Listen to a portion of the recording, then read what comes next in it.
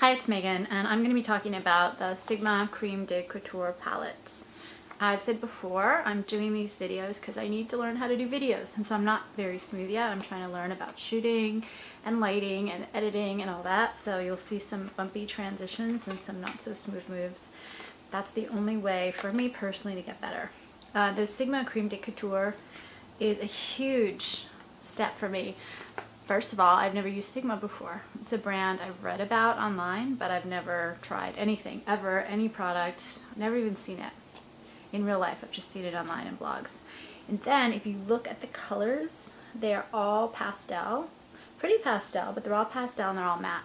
I'm a huge matte fan. I think probably more on lipsticks than eyes, but I like it on the eyes too. But I've also always been kind of a shimmer girl, especially on the eyes. I love that kind of shimmery finish with kind of my eyes. The blue, and I also have a lot of space here, so doing like a really light color and a shimmer looks really pretty, and it looks more natural sometimes too. I don't like to build up color. I'm not one of those who just wants to really pack it on and see the vibrancy of the eyeshadow. I like something a little bit more subtle. So when I saw this, I was like, should I get it or not? But I decided to go with it because I think it is unusual. And there are some very neutral shades as well. And then it's all in the application, right? When I did this right here on both eyes, I used a primer, the Too Faced Shadow Insurance, just because that's what I grabbed. It was right there. I like the Too Faced, it's great. But I just used whatever I happen to grab at any given moment.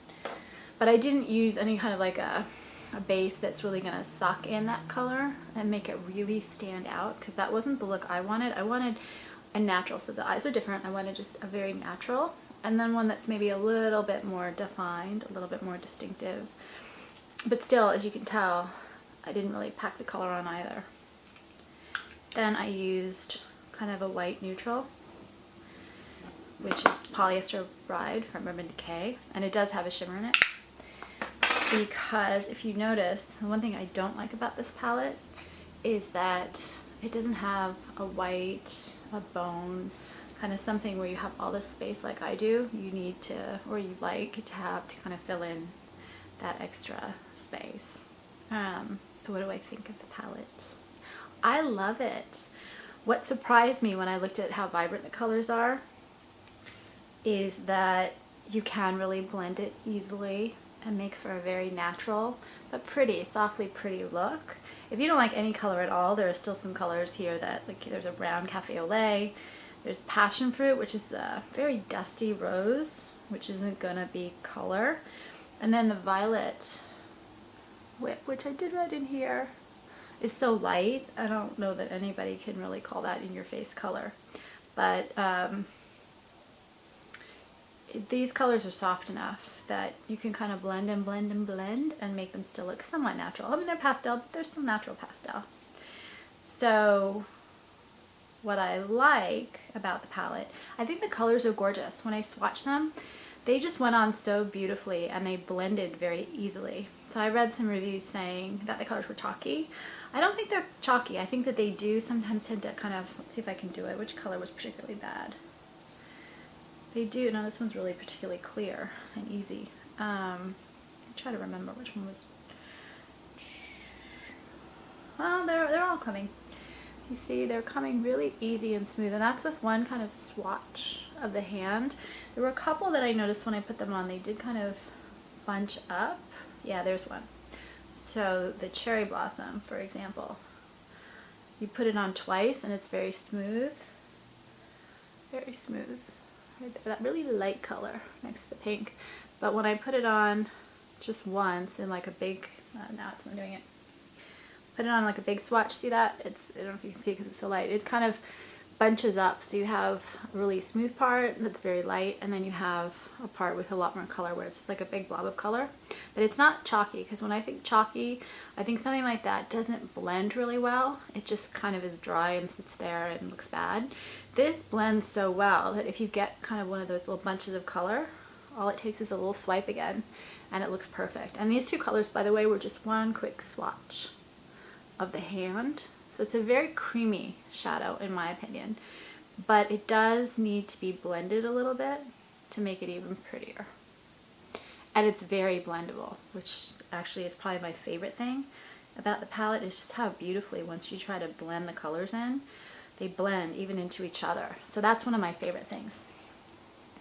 And then what I did is I did the Violet Whip inner here, the Polyester Polyester Bride up here, then a little bit of the Blue Chocolate right in here on both eyes. And then on this eye I did the Elderberry, which is like a dark purple, and probably my least favorite shade of all of them, which I'll explain in a minute. Kind of lining a little bit. And then I did the Cassis, a bright purple here and a little bit under the eyes. The reason I don't like the Elderberry, and the reason why I did this little black eyeliner, is I thought these shadows are great as shadows. They blend beautifully, they look really pretty, but the Elderberry didn't really, even wet, work as a really strong eyeliner, which is kind of what I was trying for. That was the effect that I was looking for. And it's a dark, dark, dark. It's a dark purple. It's a dark purple. So I thought it would be better as a liner than it ended up being. I kind of felt I needed the black to give this eye a little bit more definition. But I love almost all the shades. So the shades are Red Berry Rose, which is this bright pink, Apricot Flower, very pretty orange, Passion Fruit right there, Cherry Blossom. I wonder if I should write these down before. Meyer Lemon. See, this is what I mean about learning. Ginger Pumpkin, Cafe au Lait, Blueberry Cream, which actually, you know, again, you look at the bright colors. Yeah, it's bright, but it blends like so pretty. Look at that. I like it lighter, so to me that's pretty. Violet Whip and the Lavender Honey, the Cassis, the Elderberry, the Blue Chocolate, the Almond Pear, the Creme de Mint, and the Citron Pistachio. And that's basically, it's supposed to be macaroon inspired, which is why you have macaroon flavors. So I also did a blush review, which I'm going to do after this video, but I did one of the blushes here, the purpler one, which is the Blackberry Essence, and I will talk about that on a separate video.